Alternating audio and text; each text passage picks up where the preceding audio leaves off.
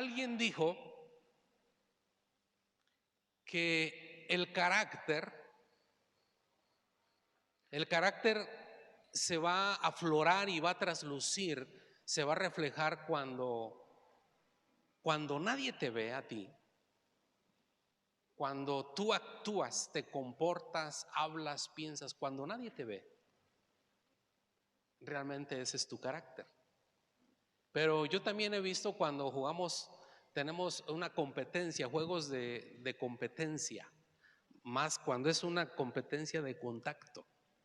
Por años, nunca se me ha quitado lo maletón, pero por años he practicado yo el fútbol y siempre fui pues mediano, no me considero que fui el más habilidoso, y pues ya ahora a mi edad, pues yo creo que más bien en ir hacia arriba va uno hacia abajo, ¿no? Y eso es normal, pues los reflejos ya no son igual, ya no es lo mismo. Claro que si compito con unos de mi edad o unos poquito más grandes que yo, pues a lo mejor sí me veo bien, luzco, ¿no?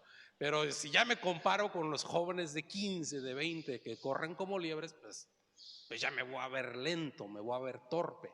Pero te voy a decir, el carácter lo reflejamos eh, cuando estamos bajo presión, cuando nos presiona algo o alguien que nos pone en jaque. Algunos que conocen o han jugado un poquito el ajedrez saben lo que es, que está el rey en jaque. Si no mueves, cuando tú no puedes quitarle el jaque al rey, es jaque mate. Ya te mataron, se acaba el juego, es fin del juego. Y cuando el rey está en jaque, se tiene que mover el rey o protegerse con una pieza. Entonces, cuando nuestra vida sí está en amenaza, el jaque al rey no es otra cosa que amenaza. Y cuando tú y yo nos sentimos amenazados por algo, por alguien, en ese momento es cuando resurge realmente quiénes somos. Si te pones a orar o te pones a maldecir, te pones a bendecir, te pones a bendecir, huyes o peleas, gritas o te controlas, te enojas o eres paciente, agredes o perdonas. Cuando realmente estamos así bajo presión, es realmente cuando sacamos nuestro verdadero yo. Y todo esto tiene que ver con el carácter, que es el primer tema que vamos a comenzar el día de hoy. Así es de que, a ver, ¿cuántos tienen el libro? Servidores, todos los servidores de Vida con Propósito deben de tener este libro. Por favor, estamos grabando toda esta serie la vamos a grabar, y todos los que están allá en cocina, los que están, cantidad de maestros que hay allá con los niños, van a tener que escuchar este mensaje, aunque no, algunas ocasiones no se ha podido grabar el video, pero va a estar ahí en audio en el canal de YouTube, y me van a tener que entregar un ensayo. Pastor, pues bien fácil, pues nomás lo van a copiar del libro, ¿no? Bueno, pues ya usted su integridad. Y luego este libro habla de eso, de la integridad, de la honestidad que tiene. Uno de mis profesores decía que algo inaceptable para los seminaristas, ¿no? Los predicadores es siempre en todas las iglesias, en todos los mes tras mes, siempre hay Biblias que los congregantes olvidan. Hay Biblias olvidadas. Y él decía, no se les va a ocurrir a ustedes, será el colmo que usted predique la palabra con una Biblia que no es de usted. Imagínense que usted se para y se empieza a predicar de la honestidad, de la integridad, y usted predicando con una Biblia que no es de usted, que hasta tiene el nombre, y que usted le puso encima algo, le puso un grafiti, le puso un tatuaje con su nombre para tapar al verdadero dueño. Y por eso este libro habla de eso. El liderazgo tiene que ver con el carácter, con la integridad. Entonces, pues sería como el colmo, ¿no? De hacer trampa. ¿Cuántos fueron? No levanten la mano, por favor. ¿Cuántos en la escuela hacían trampa? Hasta les creció el cuello, ¿no? O el acordeón, vergonzosamente. Lo confieso, le pedí perdón a Dios, pero en mi época pues fue más de preparatoria. Ya cuando recibí al Señor, me costó un trabajo, pero yo era un experto en sacar acordeones. Tenía el maestro aquí enfrente y yo con el acordeón, del tamaño de medio dedo. Claro, no tenía la miopía tan, bueno, yo puedo leer sin lentes, no tenía la miopía todavía, y tenía yo los profes enfrente, yo así, claro, para hacer, hay a veces que no sacaba el acordeón porque el acordeón yo simplificaba todo, entonces a la hora de hacer el acordeón yo repasaba las notas y hacía un resumen y a veces ya ni lo sacaba. Entonces era como una técnica de estudio, pero a veces la tentación, ¿no? ¿Cuál era? ¿Cuál otra? Y un día un profe que dice, ay, aprendan aquí al joven Eduardo que saca puro 10 en mi materia. Yo me sentí tan como una vergüenza propia. Y yo dije, si supiera lo que ando escondiendo acá, ¿no? Una compañera que una vez, pero ella no era acordeón, se llevó toda la orquesta. Era uno así, pues hizo una escandalera, la vio la maestra y yo no sé qué hizo esta compañera, pero se escuchó así como cuando doblan así, no sé si se lo comió, no sé qué hizo, o lo metió a sus partes, no sé, la verdad no sabemos. Era época de frío y andábamos con chamarras, bufandas aquí en el Emiliano Zapata. Total que la maestra lo hurgó, lo esculcó, le dio pena, claro, pues habíamos muchísimos, no iban ahí por cuestiones de privacidad meter la mano donde no debía. Total, le pone así un tachezote a las hojas del examen y estás reprobada. No, y ahí como que me entró un poco de miedito, ya después se me quitó porque el ratito lo saqué, ¿verdad?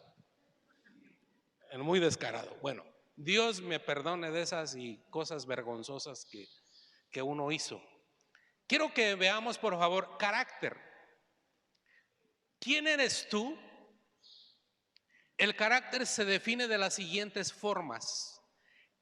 En el latín se refiere a una marca grabada.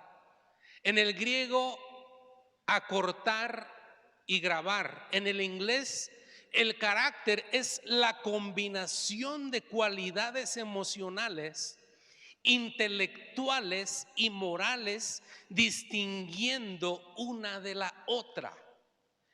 El pastor Bill Hybels, una disculpa si no pronuncio bien el inglés, es conocido por su frase: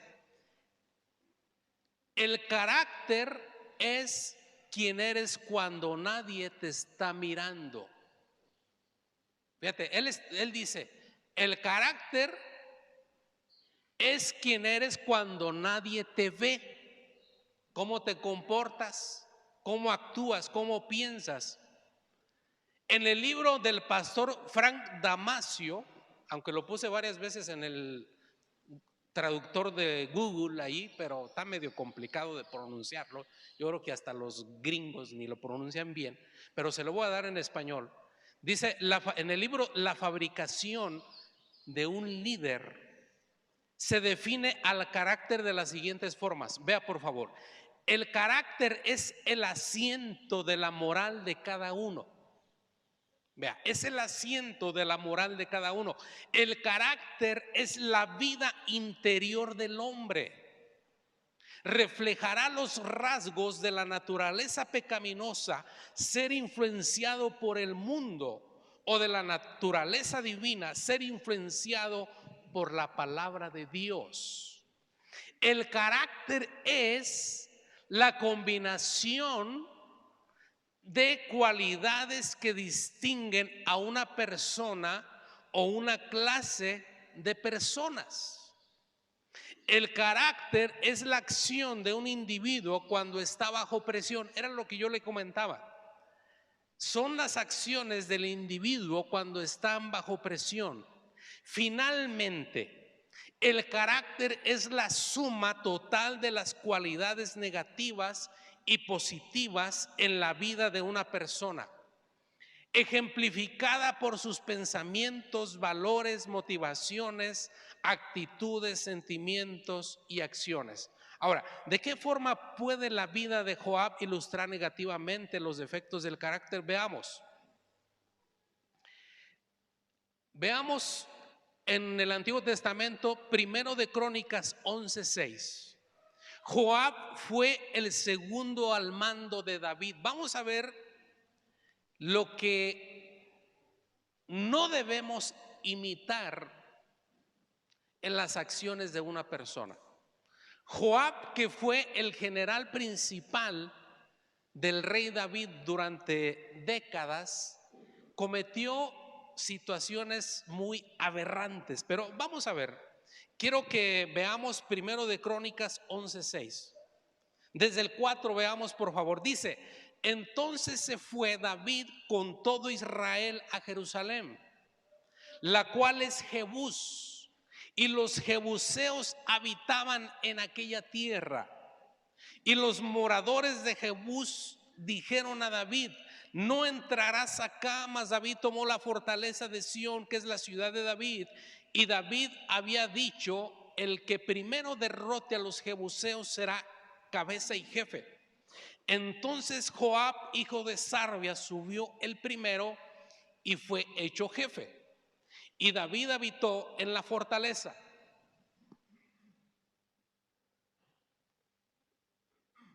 Y por esto la llamaron la ciudad de David, o sea, Jerusalén. Y edificó la ciudad alrededor desde Milo hasta el muro, y Joab reparó el resto de la ciudad. Y David iba adelantando y creciendo, y Jehová de los ejércitos estaba con él. Entonces, cuando llegó el momento, el tiempo de la conquista de Jerusalén, o Jebús, o la ciudad de David, mejor conocida como Jerusalén, David dice: el que primero, como que era algo, una costumbre de los reyes, de los conquistadores en aquella época, porque veían el peligro, medían que era difícil conquistar una ciudad. El que primero la conquiste, vaya, ese lo voy a nombrar jefe.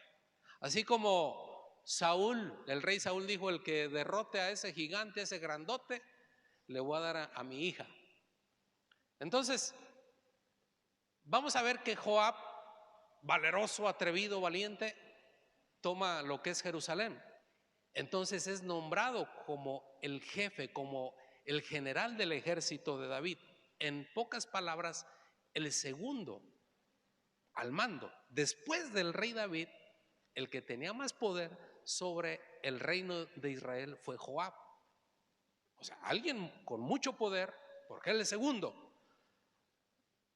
Ahora vamos a ver qué sucedió, qué pasó con Joab. Veamos.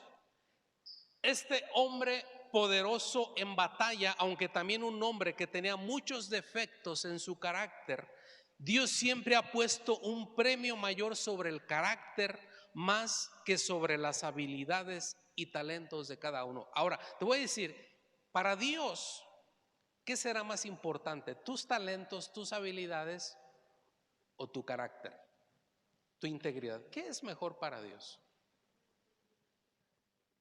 A ver, ¿qué será mejor para... Y esto se aplica muy bien, aunque es un tema de liderazgo en el ministerio, en la iglesia, en el servicio, pero esta enseñanza la podemos aplicar en todas las esferas, en todas las áreas. Imagínense en la familia. ¿Qué prefiere una esposa o los hijos? ¿A un esposo o a un padre con todas las habilidades, con todos los talentos, pero que tenga un pésimo carácter, un carácter como el de Joab, o peor? ¿Qué prefiere? O que no sea muy habilidoso, medianamente habilidoso, pero que tenga un carácter conforme al corazón de Dios. ¿Qué va a preferir usted? Usted va a preferir carácter. Las habilidades se pueden adquirir, ¿sí o no? Pero el carácter, lo que más nosotros, vea, en realidad cuando nosotros mandamos a los hijos a la escuela, cuando nosotros fuimos a la escuela, usted no los está mandando, usted los está para que desarrollen habilidades, destrezas intelectuales, mentales, aprender oficios, pero no los está mandando para que desarrollen carácter. Usted los está mandando para que desarrollen destrezas, habilidades para después ganarse la vida con esa profesión, con ese oficio. Pero el carácter, nosotros deberíamos invertir muchísimo tiempo en desarrollar el carácter de nuestros hijos y nosotros seguir invirtiendo tiempo en desarrollar nuestro carácter, en que madure ese carácter. Porque al fin de cuentas, eso es lo que Dios ve en el hombre, el corazón. Veamos, por favor, continuemos, voy en la página 7. Dice, la historia nos enseña que Dios ignorará a alguien con inmenso potencial tan solo para escoger a alguien que aparentemente no tiene lo que se necesita. La habilidad o el talento invariablemente quedarán muy abajo en la lista de requisitos para ser líderes, porque Él quiere que aprendas lo que significa confiar en Él para que las cosas sucedan. Es más, Jesús dijo que muchos han hecho cosas grandes sin que Él los conozca. ¿Qué dice Mateo 7:21? Estas palabras de Jesús tendrían que ponernos a temblar a todos los que estamos aquí escuchando esta enseñanza.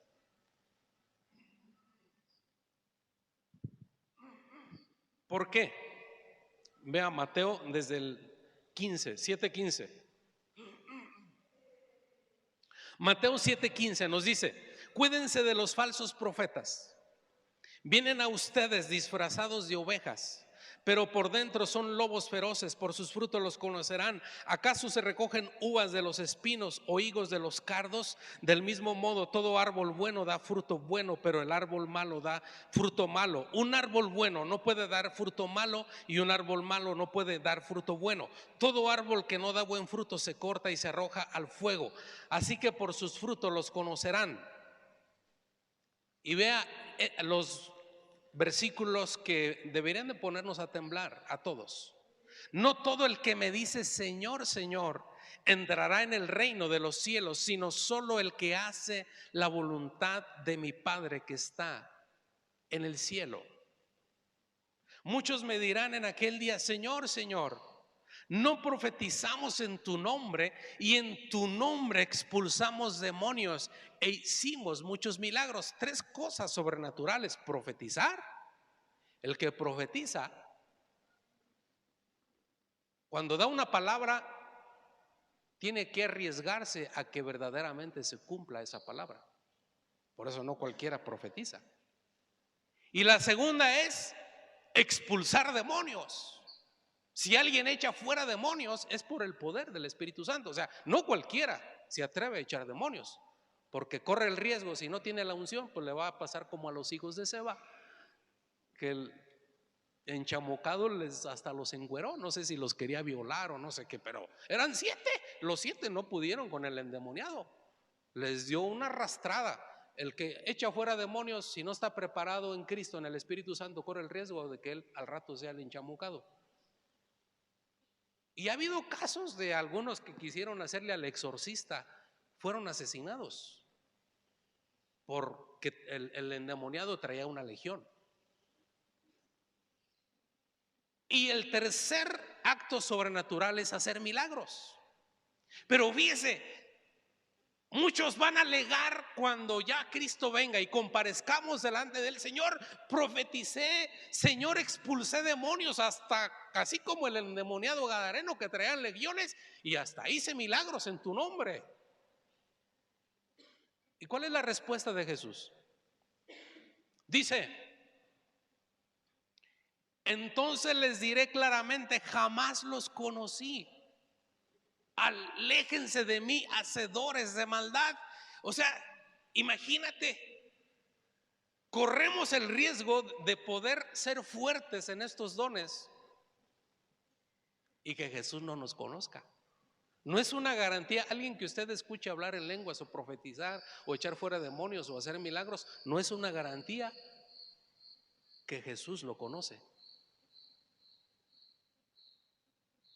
Pero aquí el contexto es clave. El contexto inmediato y el contexto posterior nos habla que dice: el árbol lo vas a conocer si es bueno o malo por su fruto, por sus obras. Dice: nunca los conocí, hacedores de maldad. Entonces, si en nosotros hay maldad, en nuestro corazón hay maldad, hay iniquidad, no va a valer que hagamos milagros, no va a valer que profeticemos. Necesitamos entonces carácter, necesitamos integridad, necesitamos santidad, porque no es fácil vivir en esa integridad.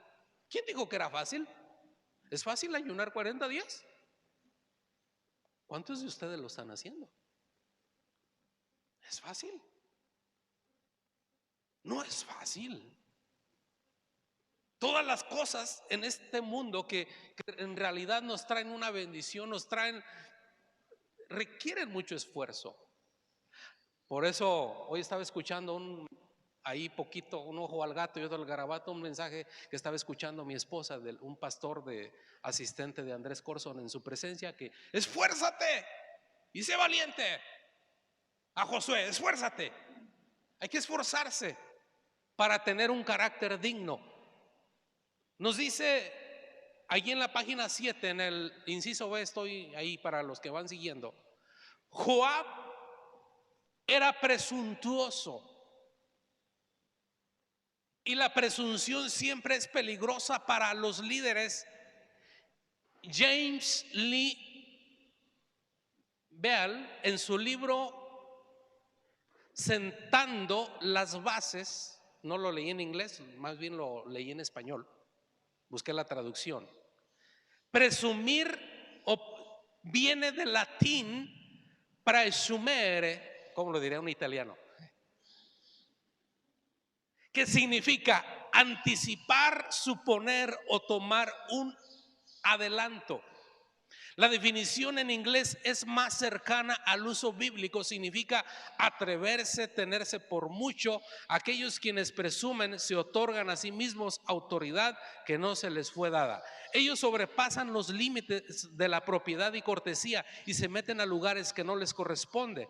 Al contrario de lo que algunos piensan, esto no es fe agresiva, sino una rebelión descarada. Entonces, Joab tenía un terrible, pésimo carácter. Era presuntuoso. Y lo vemos en 2 de Samuel 3:22 en adelante. Vea lo que dice: ahora bien, los soldados de David regresaban con Joab de una de sus campañas y traían un gran botín. Abner ya no estaba con David en Hebrón, pues David lo había despedido y él se había ido tranquilo. Cuando llegó Joab con la tropa que lo acompañaba, le notificaron que Abner, hijo de Ner, había visitado al rey y que el rey lo había dejado ir en paz. Por tanto, Joab fue a ver al rey y le dijo: así que Abner vino a ver a su majestad, ¿y cómo se le ocurre dejar que se vaya tal como vino? Ya su majestad lo conoce, lo más seguro es que haya venido con engaño para averiguar qué planes tiene usted y para enterarse de todo lo que usted está haciendo. En cuanto Joab salió de hablar con David, envió mensajeros tras Abner, los cuales lo hicieron volver del pozo de Sira, pero de esto Joab no le dijo nada a David. Vea, lo hizo a escondidas del rey. Cuando Abner regresó a Hebrón, Joab lo llevó aparte a la entrada de la ciudad como para hablar con él en privado. Allí lo apuñaló en el vientre y Abner murió. Así Joab se vengó de la muerte de su hermano Asael. Abner había asesinado a Asael, hermano de Joab. Y Joab, aunque ya era tiempo de paz, ya no era tiempo de guerra, de manera traicionera hizo como que iba a hablar algo en secreto y lo asesina. Y lo hizo a escondidas del rey David. Entonces, realmente esto es pasar lo que es la autoridad, es la presunción que tiene aquí. El significado es atreverse, tenerse por mucho, adelantarse a las cosas, suponer o tomar por adelantado. ¿Cuántos de ustedes, mire, a lo mejor no andamos apuñalando gente como literalmente así como Joab, pero sí apuñalamos gente con nuestros juicios, con nuestra boca o aún con nuestro pensamiento? Cuando vemos a alguien que llegó tarde, que hizo algo indebido, según tu juicio, juzgamos. Juzgas, estás juzgando a una persona. ¿Cuántos saben de lo que estoy hablando? Eso es presunción. Es un pecado, es un problema de carácter, porque tú estás juzgando, estás tomando el lugar de Dios. Tú desconoces el atrás de esa persona. Tú no lo conoces. Tú no sabes. A lo mejor ves a alguien, ves a una persona. Fíjense, de hecho esa persona ya murió, hace poco murió. Pero esa persona yo la conocí de hace mucho tiempo y estábamos en un establecimiento de comida. Entonces yo lo vi a él con una mujer muy joven, no haciendo nada indecente, y yo andaba así con algunos de mis hijos y él me dice, sí, platicando y todo. Y créanme que para nada, o sea, la mente humana, la carne dice, anda con una persona muy joven, ¿no? Y yo conozco a su esposa, ¿no? Y me dice, ahora, ¿qué tal? ¿Cómo estás? Y dice, mi hija menor, te presento a mi hija. Pero imagínate un padre, claro, cuando hay a veces que entre padre e hija hay mucha confianza, que a veces la hija se le cuelga del cuello, el papá la abraza y todo eso, ¿no? Que hay beso y eso. Imagínate quien yo no conocía a la hija de este varón. Y está la tentación de juzgar, mira, le anda poniendo el cuerno a la esposa. Pero tú conocemos realmente a la persona de pie a pa que podemos emitir un juicio, o nos ponemos nosotros en el lugar de Dios. Joab tomó una posición que no le correspondía. Abner, que había sido uno de los generales del rey Saúl, que había sido uno de los enemigos de David, si David hubiera querido matarlo, dice aquí el contexto que Abner estuvo con el rey. Si David hubiera querido matarlo, lo hubiera matado. ¿Sabes qué? Denle cuello, denle chicharrón, porque mató al hermano de mi general. Pero David lo dejó ir. David tenía otro corazón. Pero Joab tomó una posición que no le correspondía. ¿Cuál posición tomó Joab? La posición del rey. Lo decidió a escondidas de David. Entonces eso es algo terrible. Algo terrible que tú y yo, si estamos haciendo algo allá afuera, en cualquier contexto, lo podemos traducir esto. Si tú y yo estamos en ese pecado de presunción, tomar decisiones rebasando la autoridad, hay consecuencias fatales, drásticas. Veamos lo que nos dice el inciso C, ahí en la página 7. Joab era sutilmente engañoso. Segundo de Samuel 14:1. ¿Qué nos dice?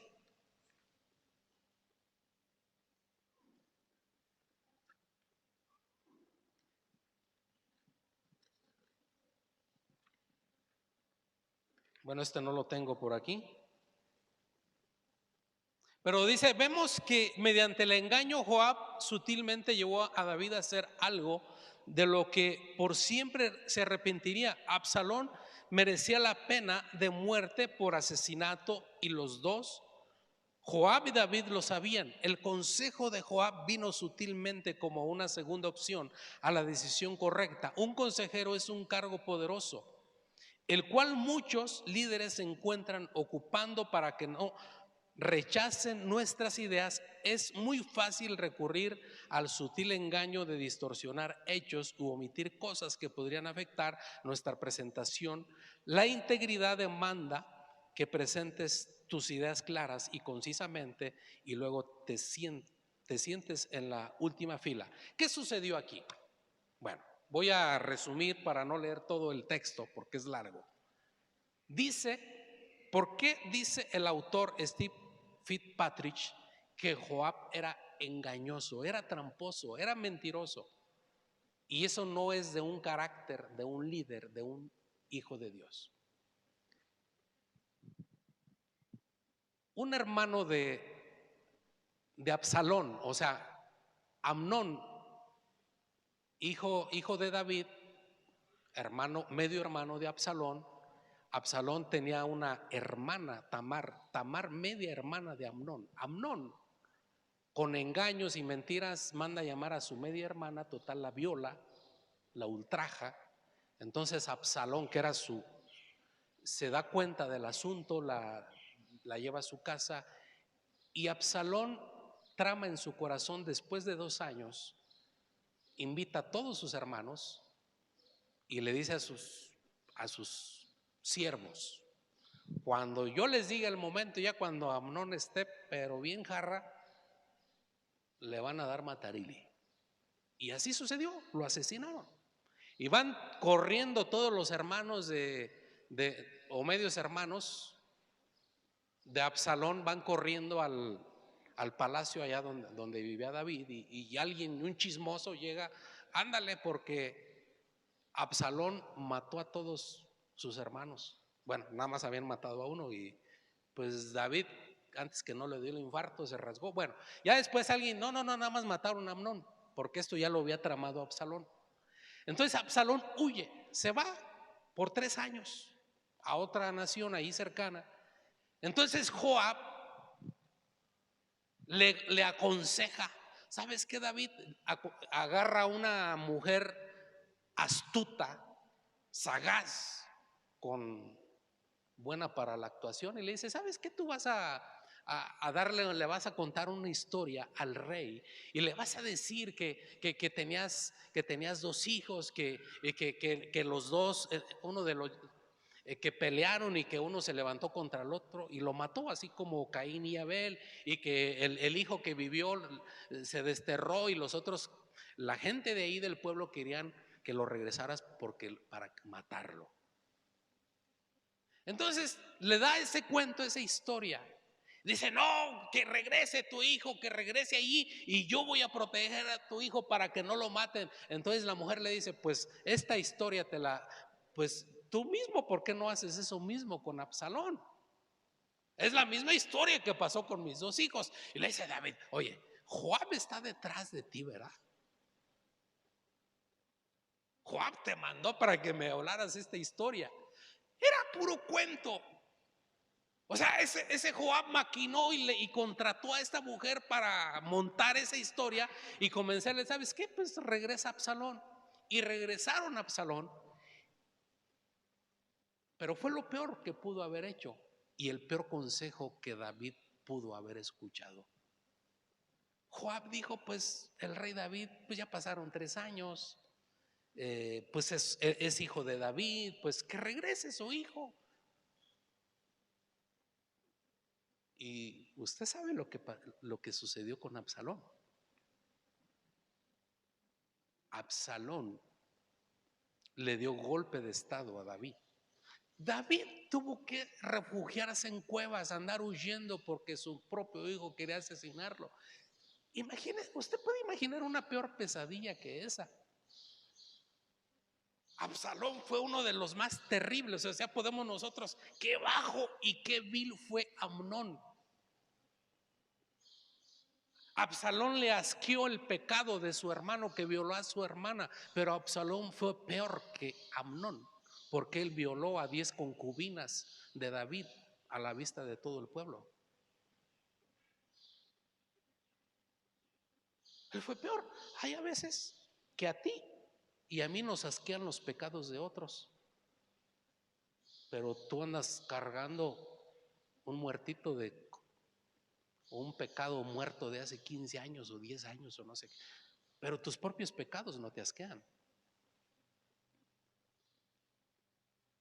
Por eso Absalón fue peor que su hermano.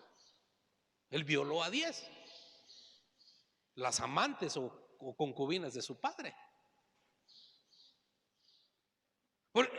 Entonces, aquí la situación es el problema del carácter. Fíjense, Joab tenía una posición tan arriba, de tanta influencia, que le cuchichea, le da consejos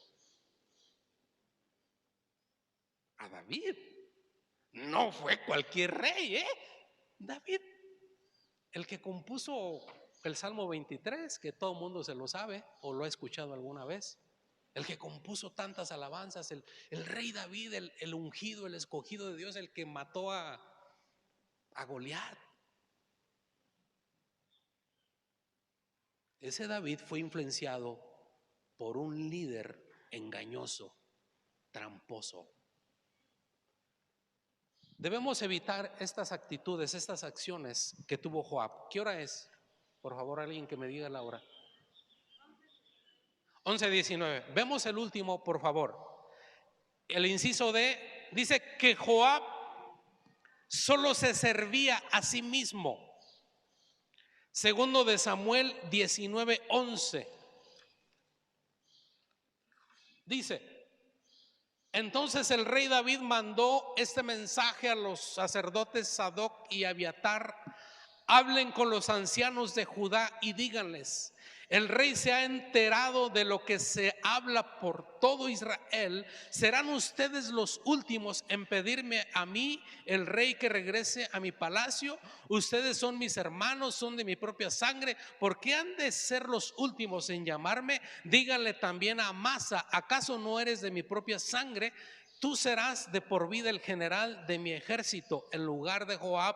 Que Dios me castigue sin piedad si no lo cumplo.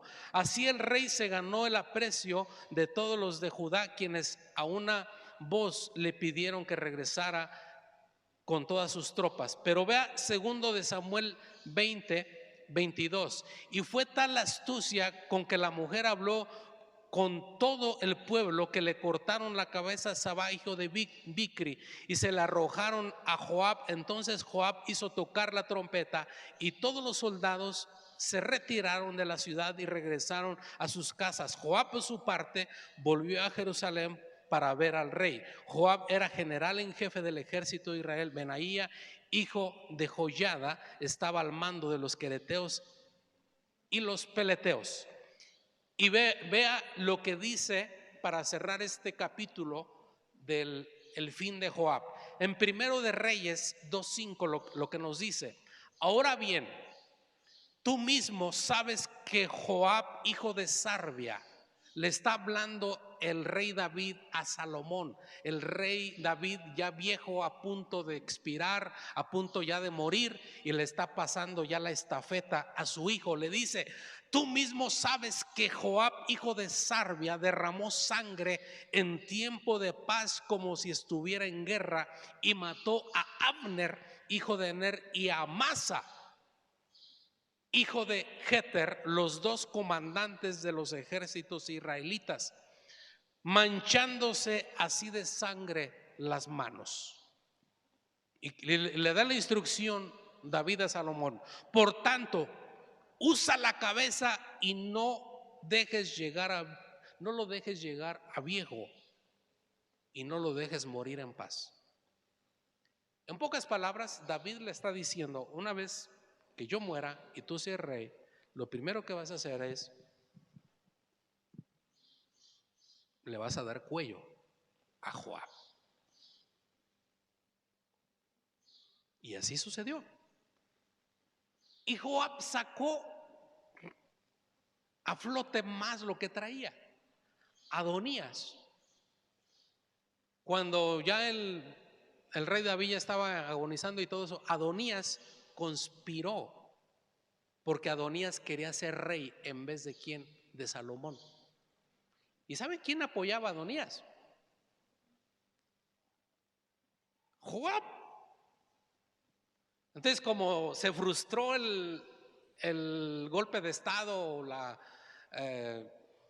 el usurpador Adonías no tuvo éxito, entonces ya cuando estaba agarrado ahí Joab, agarrado de los cuernos del altar, dice, pues aquí no me van a matar porque es el altar donde sacrifican los sacerdotes a Dios. Y va Salomón manda a su general a darle cuello a Joab, ya llegó el tiempo. Por tanto que ya estaba sentenciado por David. Yo me pregunto, ¿por qué David no lo mató antes a Joab? Y le aventó a Salomón. ¿Tú vas a limpiar eso? No lo sé. Cuando estemos allá en el cielo vamos a tener toda la eternidad para platicar eso. A lo mejor, bueno, ya ni necesario va a ser platicar esos detalles. ¿Por qué él no lo mató? Mandó matar. Mataste a Abner y mató también a Asal, dice que lo destripó. No hay tiempo, pero mató a otro general a traición. Eso hizo Joab. Mató a espada y a espada también murió. Entonces, pues dice que no quiere salir, que salgas, que el rey te quiere ver. No, de aquí no me voy. Bueno, ahí lo mató. Entonces, vamos a ver aquí la situación.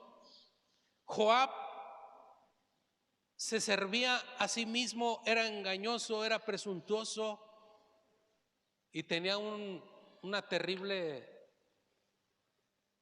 desconexión de la autoridad. Y vamos a cerrar aquí porque ya el siguiente tema tiene que ver con la integridad y está muy largo, me quedaría yo en medio y no quiero dejar incompleto este tema. Vamos a ver de la integridad. Ahorita estamos viendo lo que es Joab representa la antítesis de un carácter cristiano, la antítesis de un carácter conforme al corazón de Dios. Aunque David tenía muchos errores, sí cometió situaciones muy indeseables como adulterio, como homicidio, pero vemos a David que no accionaba, que no tenía el corazón de Joab. Era muy diferente el corazón de David al de Joab. El problema, ¿cuál fue el problema de David? Que él mismo quedó en la trampa. Él se atrapó. El que conquiste Jebús, o sea, Jerusalén. Muchos han escrito sobre Jerusalén que enloqueces a los reyes de la tierra. Y que en Jerusalén se han librado tantas batallas, las cruzadas, los moros, o sea, algo tiene Jerusalén que ha habido y no ha sido fácil ninguna vez conquistar Jerusalén. El primero, el que la conquiste, ese va a ser mi segundo, ese va a ser el jefe de mi ejército. O sea, una posición, y mismo David, él se ató por sus palabras que dijo. Nunca se animó, su pecado, su mal de David es haber tenido al segundo al mando a alguien con un carácter despreciable. ¿Cuál es la aplicación, la enseñanza, familia?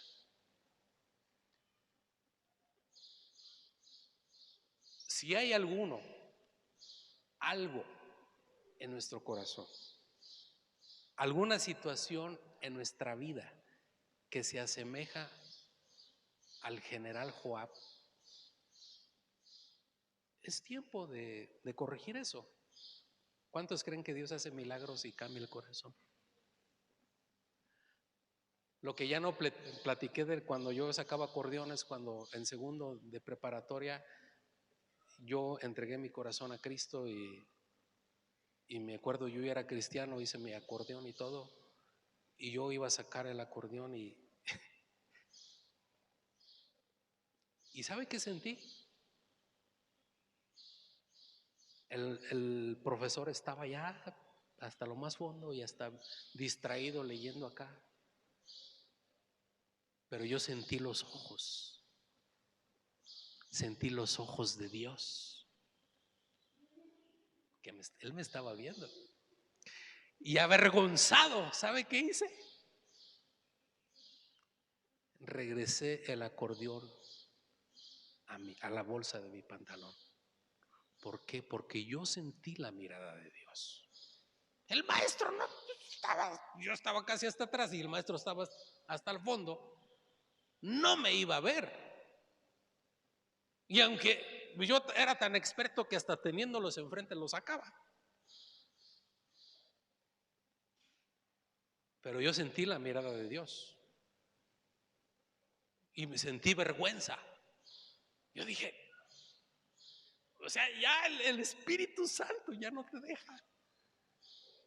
En pocas palabras, el Espíritu Santo ya no te deja pecar a gusto. ¿Cuántos han sentido eso? Cuando usted empieza, todos seguimos siendo pecadores, pero cuando usted empieza a ya no disfrutar el pecado, a no pecar a gusto, significa que el Espíritu Santo ya está. Significa que el Espíritu Santo ya está entrando al corazón. Significa que la palabra de Dios ya está haciendo algo en su mente, en su espíritu. Significa que algo ya está sucediendo.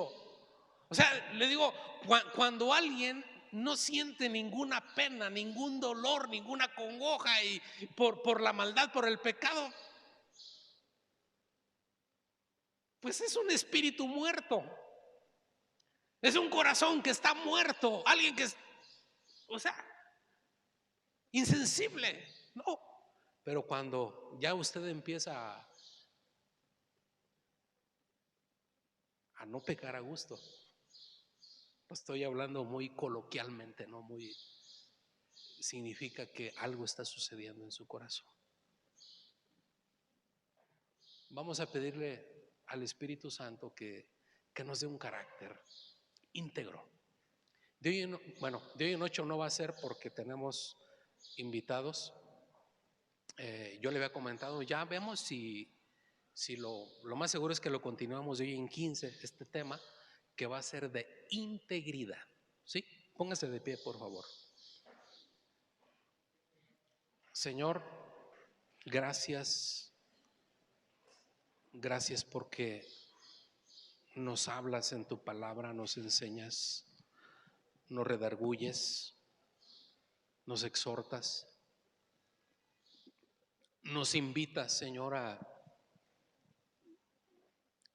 tener un carácter íntegro, un carácter correcto, una vida correcta. Qué palabras tan fuertes, qué palabras tan duras, Señor, en tu palabra, donde nos dices tú, Jesús, en aquel día: muchos me dirán, Señor, Señor, no profetizamos en tu nombre, y en tu nombre expulsamos demonios, y en tu nombre hicimos muchos milagros. Y tú nos dices, y yo les responderé: nunca les conocí, apártense de mí, hacedores de maldad. Señor, tú antes de ver nuestro talento ves nuestro corazón. Tú ves y tú conoces verdaderamente quiénes somos. Tú nos conoces a la perfección. A ti no podemos engañarte. Tú sabes quiénes somos en lo secreto. Tú sabes cómo nos comportamos cuando nadie nos ve. Tus ojos, Señor, nos observan de día y de noche, incansablemente. Y Padre amado, hoy queremos que tú nos conozcas. Yo quiero que tú me conozcas, que me conozcas en esta vida. Si tú me llegas a conocer por mi carácter, entonces tú me vas a conocer allá en el cielo. Si tú me llegas a conocer, oh Padre amado, entonces yo tendré las puertas de los cielos abiertas. Padre, estoy delante de ti y te pido perdón. Vamos, pídele perdón. Pídele perdón si en tu corazón hay presunción, si en tu corazón hay engaño, si en tu corazón hay malicia, en tu corazón hay hipocresía, en tu corazón hay esas situaciones malas, esa debilidad de carácter que había en Joab, esa, ese problema de carácter de Joab, que no respetó la autoridad de David y hacía las cosas a escondidas, que asesinaba, que apuñalaba por la espalda, que traicionaba, que engañaba, que mentía. Padre, perdónanos. Si ves en nosotros alguna situación de estas, cambia nuestro corazón, renueva nuestro corazón, renueva nuestra mente, renueva nuestro espíritu. Y Padre amado, cuando tu palabra viene a nuestra vida, cuando tu palabra viene a nuestro corazón, todo empieza a cambiar, todo empieza a ser transformado, todo empieza a ser sanado. Tú nos transformas, tú cambias nuestra vida, tú cambias nuestra mente. Oh sí, Padre, ese es el secreto de tener un carácter maduro, un carácter íntegro. Señor, nos has hablado el día de hoy tener un carácter conforme a tu corazón.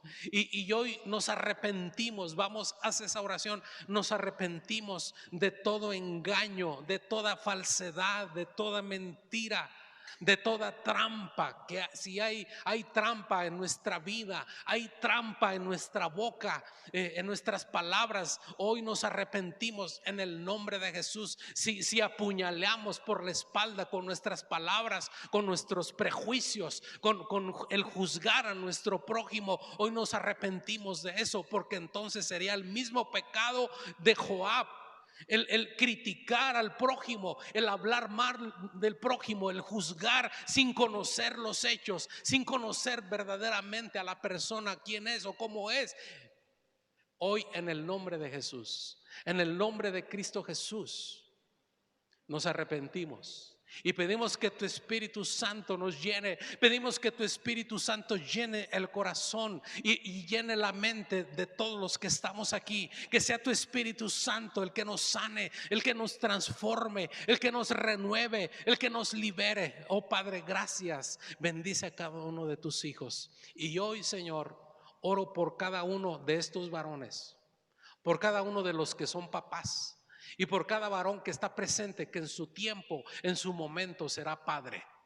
Pido por cada uno de ellos, Señor, porque no es fácil, no es sencillo. Una tremenda responsabilidad has puesto, Señor, en nuestras vidas, en nuestras manos, en el liderazgo, en la casa, en el hogar. Permite que seamos varones, que seamos esposos, que seamos padres íntegros, en una moral íntegra, en el nombre de Cristo Jesús.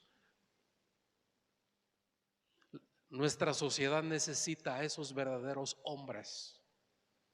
Necesita verdaderos hombres que sean verdaderos padres, pero padres con un corazón, con un carácter correcto, no con un carácter despreciable, no con un carácter despreciable como el de Absalón. Aquí la situación, que Absalón, cuando le hizo esto a David, él ya tenía hijos, él ya tenía familia, él ya era papá. No un corazón como el de Joab, sino un corazón conforme al corazón de Dios.